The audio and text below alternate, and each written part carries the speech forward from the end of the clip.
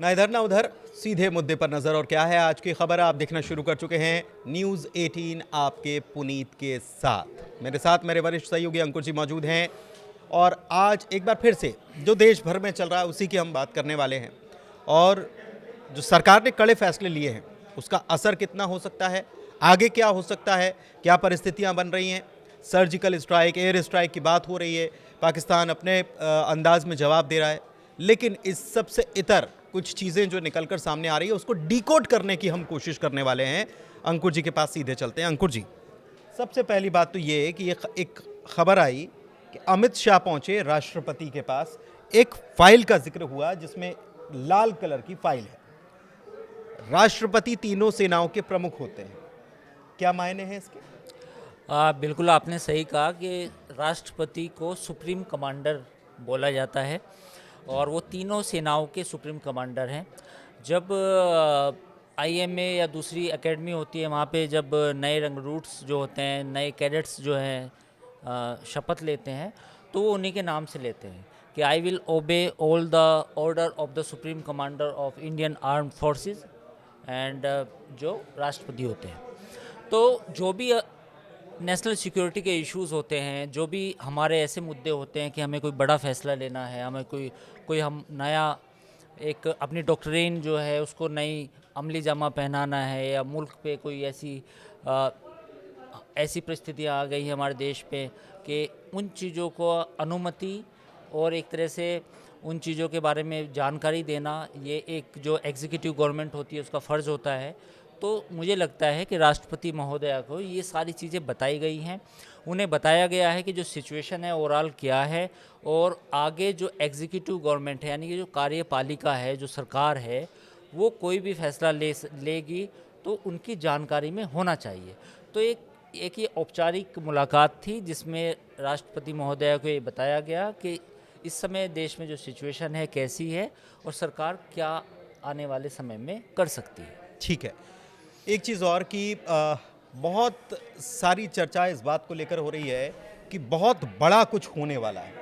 प्रधानमंत्री ने भी जो चर्चा की और प्रधानमंत्री ने बिहार जाकर जो भाषण उन्होंने दिया उसमें जिक्र था कि चुन चुन कर मारेंगे, किसी को भी नहीं छोड़ेंगे, उनकी ज़मीन तक पहुंचकर मारेंगे। बिल्कुल, जो प्रधानमंत्री ने आज बयान दिया काफ़ी महत्वपूर्ण है। हमें समझना चाहिए कि उन्होंने जो जिन शब्दों का प्रयोग किया वो शब्द वही हैं जो इस तरफ इशारा करते हैं कि भारत एक नई मिलिट्री स्ट्राइक कर सकता है, या फिर भारत की जो अब पॉलिसी है कि कोई देश दूसरे देश से कोई आतंकवादी हमारे देश में आएगा और निहत्थे मासूम लोगों पर अत्याचार करेगा तो एज ए कंट्री हम चुप नहीं बैठेंगे। तो वो उस पॉलिसी की तरफ इशारा करता है। अब प्रैक्टिकली क्या हो सकता है? प्रैक्टिकली ये हो सकता है कि इंडियन गवर्नमेंट, भारत सरकार अभी अपने सारे विकल्पों को उन्होंने खोला है, ओपन है, और now they can take all necessary steps जो उन्हें लगता है कि नेशनल सिक्योरिटी हमारे देश की सुरक्षा के लिए महत्वपूर्ण हो सकते हैं, और उसमें मिलिट्री ऑप्शन भी शामिल है। संभवतः ऐसा पहली बार हुआ होगा जब एक जनसभा को संबोधित करते हुए प्रधानमंत्री ने हिंदी के साथ साथ अंग्रेजी शब्दों का इस्तेमाल किया हो।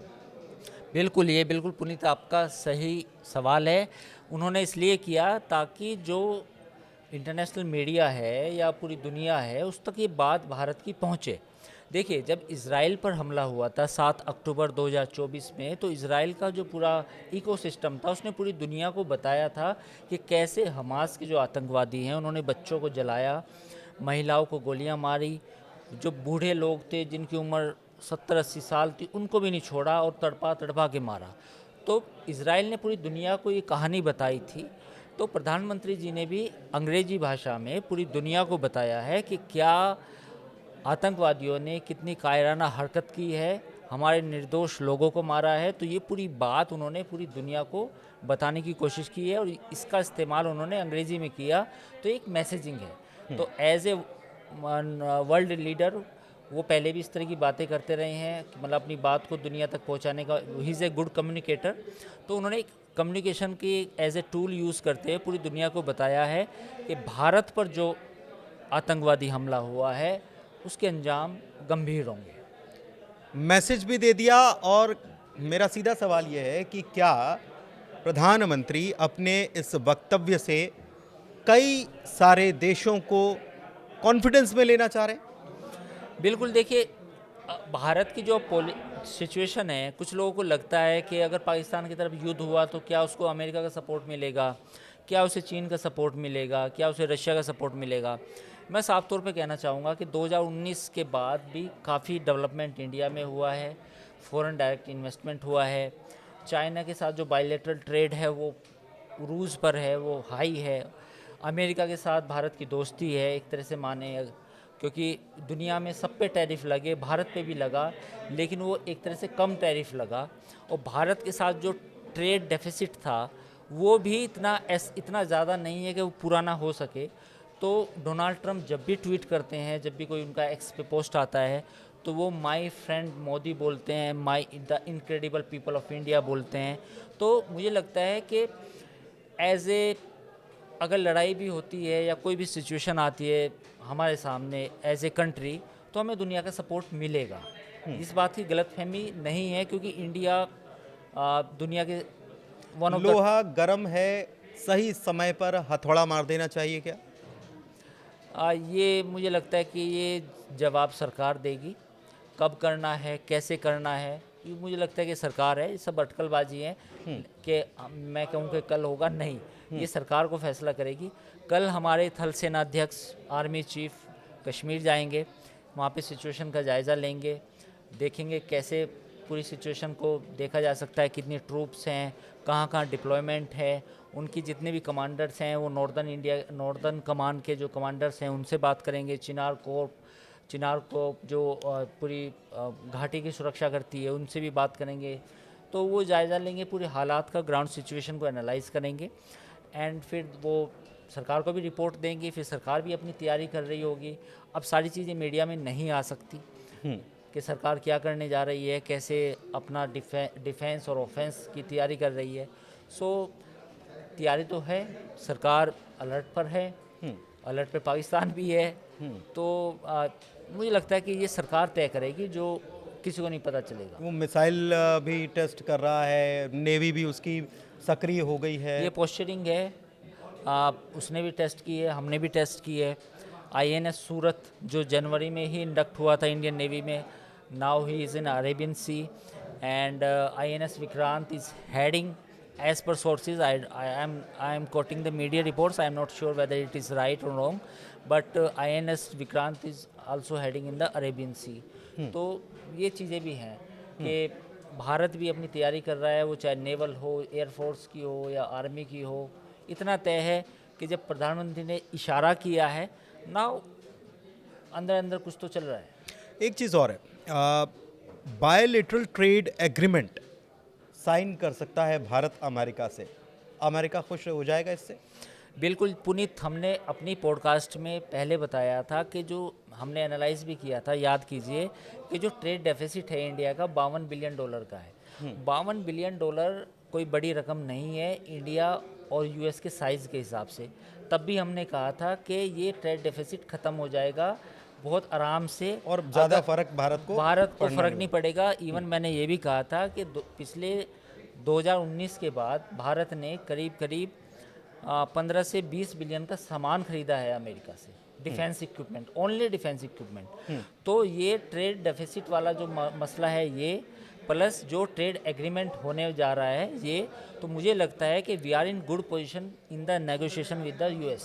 तो अमेरिका के साथ जो भी बातचीत होगी ट्रेड को लेके, उसमें इंडिया फ़ायदे में रहने वाला है, कोई ज़्यादा नुकसान मेरा नहीं आपसे सवाल ये इसीलिए था क्योंकि जहाँ कहीं भी युद्ध होता है उसमें अमेरिका इन्वॉल्व हो ना हो, लेकिन वो हो जाता है।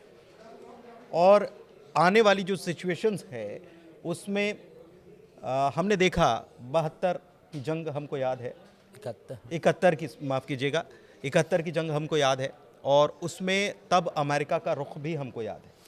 नहीं, यूँ तो अगर आप देखिए ये फिर मैं वही पीछे लेके जाऊंगा आपको कि जो पाकिस्तान जब बना, तो पाकिस्तान बनने के बाद जो उसकी जियो पॉलिटिकल लोकेशन थी, जियो, तो वो एक अलग थी। वो ये अलग ये थी कि उस समय अफ़गानिस्तान में रूस आके बैठ गया था।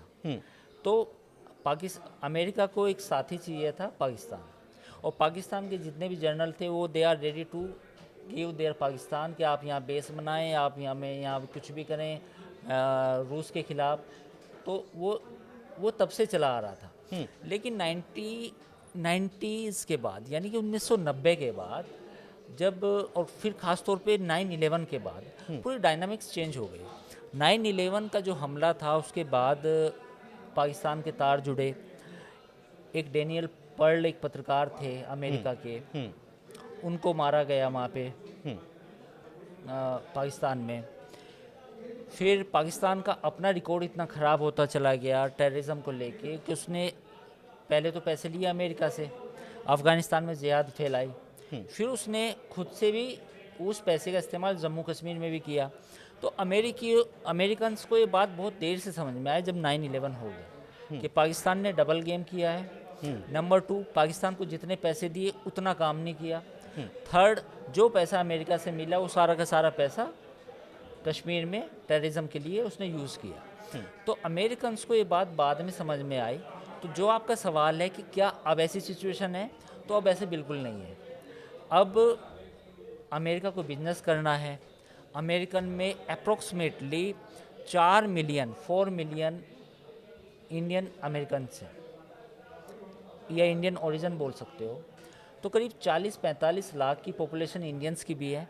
Most of them are technocrats, उसमें से 30-40% टेक्नोक्रेट्स हैं, डॉक्टर्स हैं। तो अब एक लॉबी जो है हमारी अमेरिका में अच्छी वो खासी तैयार हो गई। इन्फ्लुएंशियल है, यानी कि यहूदियों के बाद, ज्यूज़ के बाद, अगर सरकार में भी हाँ सरकार में भी इंडियन अमेरिकन्स का रुतबा है। तो अब इस तरह राइट ऑफ कर देना इंडिया को, फिर दूसरा हमारी इकोनॉमी भी अच्छी करे 90s के बाद पूरी दुनिया में, फिर पिछले 11-12 साल से स्टेबल गवर्नमेंट भी है, डेमोक्रेसी भी कहीं ना कहीं इंटैक्ट है।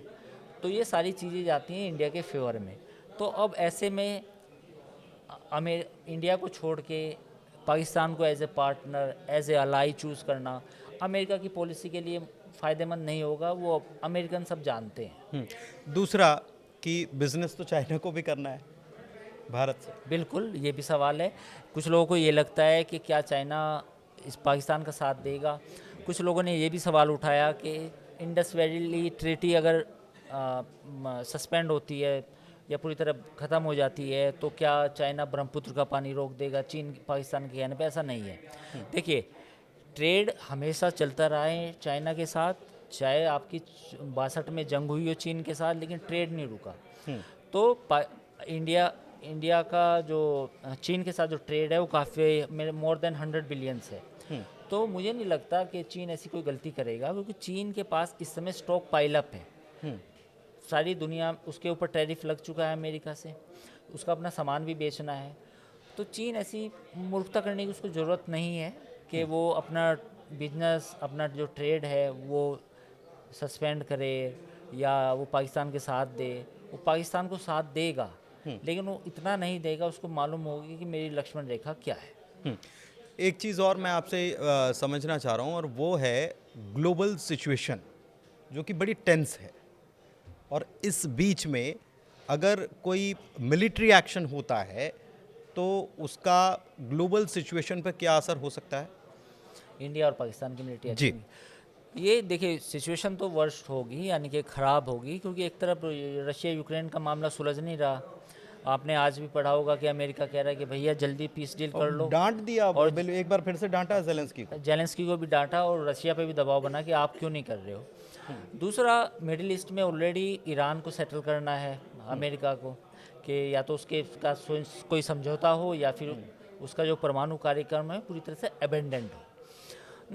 Now comes to India and Pakistan. India और पाकिस्तान की जो सिचुएशन है अगर एस्केलेट होती है तो it is going to be difficult for the world, क्योंकि चाइना के बाद इंडिया सबसे बड़ा इंपोर्टर है ऑयल का, इमर्जिंग इकोनॉमी है, और साउथ ईस्ट एशिया में इंडिया के काफ़ी स्टेक्स हैं, यानी कि ट्रेड भी है, सारी चीज़ें भी हैं, और अमेरिका का भी सबसे एक तरह से पार्टनर है। अलाई तो नहीं कर सकते, क्योंकि अलाई एक लैंग्वेज में बोला जाता है डिप्लोमेसी में कि बहुत हाँ बिल्कुल, क्लोज जैसे इजराइल और अमेरिका। इसराइल और America, but we are partner to US. तो यूएस नहीं चाहेगा कि इंडिया अनस्टेबल हो या इंडिया के साथ लड़ाई में फंसे वो एक पाकिस्तान के साथ। और पाकिस्तान एक कोई इकोनॉमी पावर नहीं है, एक एटॉमिक पावर है, बट वो एक रोग नेशन भी है।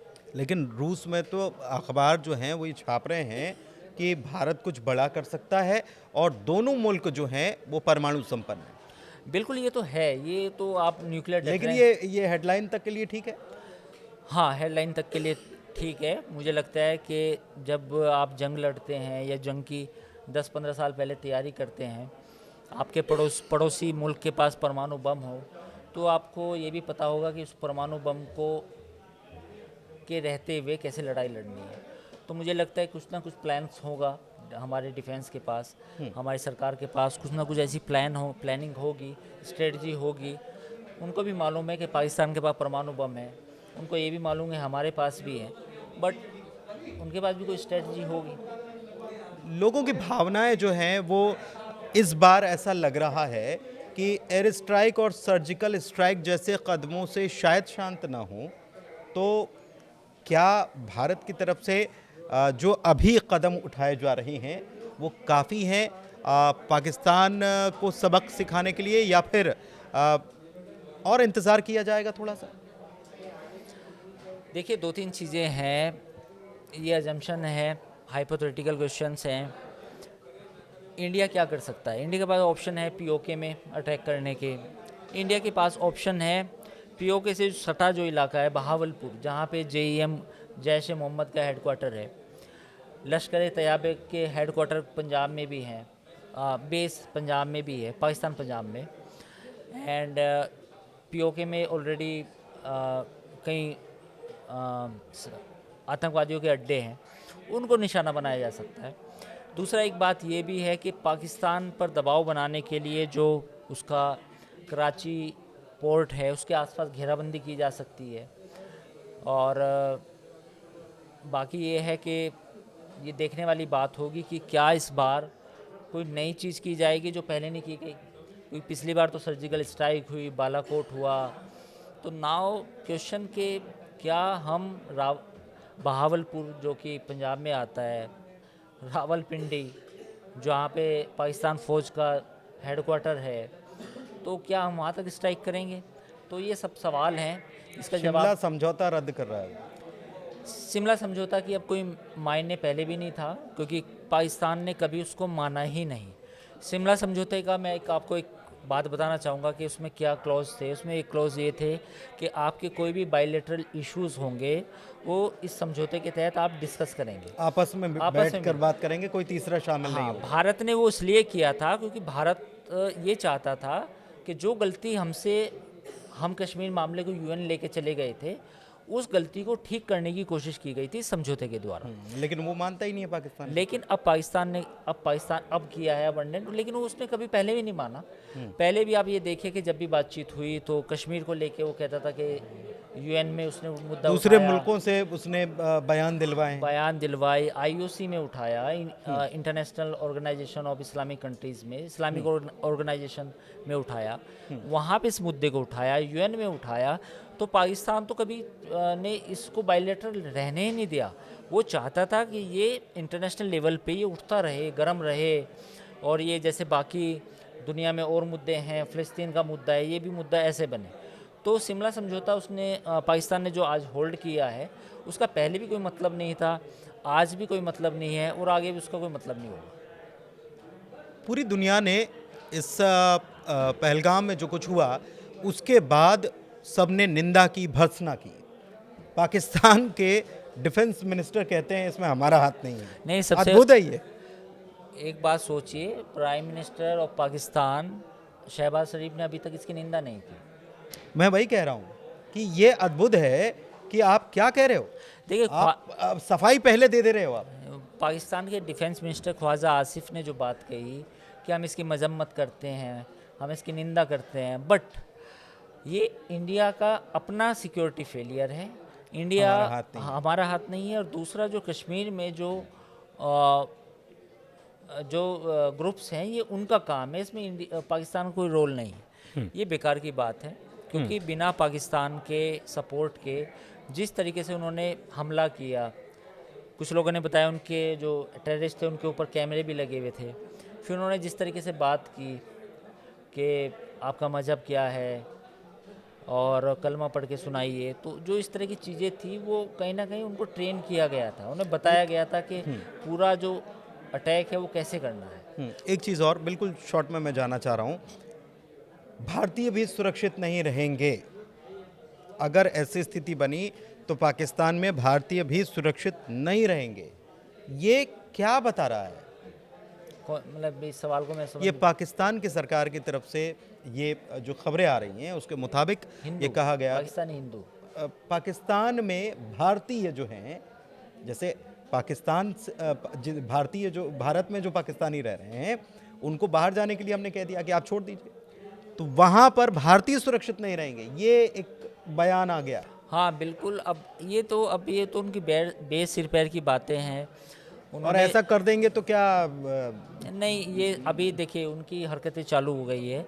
एक मैं घटना आपको बताता हूँ कि कल बीएसएफ का एक जवान पेट्रोलिंग करते हुए पार हो गया, तो उन्होंने पहले क्या होता था जब मामला ठीक था तो फ्लैग मीटिंग होती थी जिसमें डिस्कस किया जाता था कि भाई आपका बंदा इधर आ गया तो आप ले जाइए इसको, या पाकिस्तान का इधर आ जाता तो फ्लैग मीटिंग में जो होती थी उसमें चले जाते थे। लेकिन तस्वीर जारी की है। हाँ, लेकिन वो उनको गिरफ्तार करके ले गए क्योंकि मामला गर्म है। तो पाकिस्तान अब ये हरकतें चालू हो गई हैं पाकिस्तान की, उसको पता है कि एलओसी पे मामला गर्म होगा तो जो भी इस तरह के इंसिडेंट्स होगी वो उसका फ़ायदा उठाएगा। तो हमारा बीएसएफ का एक जवान जो गलती से जो केवल पेट्रोलिंग करते हुए इधर चला गया तो उसको उन्होंने गिरफ्तार कर लिया। तो ये हरकतें पाकिस्तान से क्या उम्मीद की जा सकती है? पाकिस्तान एक मतलब कहा जाता है कि रोग नेशन है, तो वो है, उसमें कोई दो राय है नहीं। तो उसने उस मुद्दे को मतलब एक जवान को भी अरेस्ट कर लिया जिसका कोई मतलब एक आम घटना है। ऐसा नहीं है कि इंडिया से ऐसा होता है, पाकिस्तान के कई बार लोग इधर आ जाते हैं, उनको भी वापस भेज दिया जाता है क्योंकि बॉर्डर पोरस है, पोरस भी है, प्लस एक जीरो लाइन होती है, एक पूरा एक टेरिटरी होती है जहाँ पे नो मैंस लैंड बोलते हैं, तो वो नो मैंस लैंड में था, तो वो नो मैंस लैंड से वहाँ से उन्होंने पिक किया। ठीक है, कुल मिलाकर हमारी चर्चा इसलिए थी क्योंकि कई सारे सवाल खड़े हो रहे हैं। लोग चाहते हैं ऐसा हो जाए वैसा हो जाए, सरकारें अपना काम कर रही हैं, सरकार अपनी पॉलिसी भी बना रही है, सरकार अपनी रणनीति भी बना रही है, जहां ज़रूरत है वहां मैसेज भी पहुंचाया जा रहा है और बहुत सारे कदम उठाए जा रहे हैं। लेकिन कोई भी अगर इस प्रकार का काम होता है तो उसको बड़ा सीक्रेटली तरीके से किया जाता है। ये हम देख चुके हैं, चाहे वो सर्जिकल स्ट्राइक की बात हो या एयर स्ट्राइक की बात हो। तो इंतज़ार कीजिए, जवाब ज़रूर मिलना है, निश्चित रूप से मिलना है। प्रधानमंत्री भी ये बात कह चुके हैं। फिलहाल इस वीडियो में इतना ही, चर्चा को यहीं समाप्त करते हैं। हमारे चैनल को लाइक कीजिए, सब्सक्राइब कीजिए, कमेंट करके बताइए चर्चा कैसी लगी। धन्यवाद।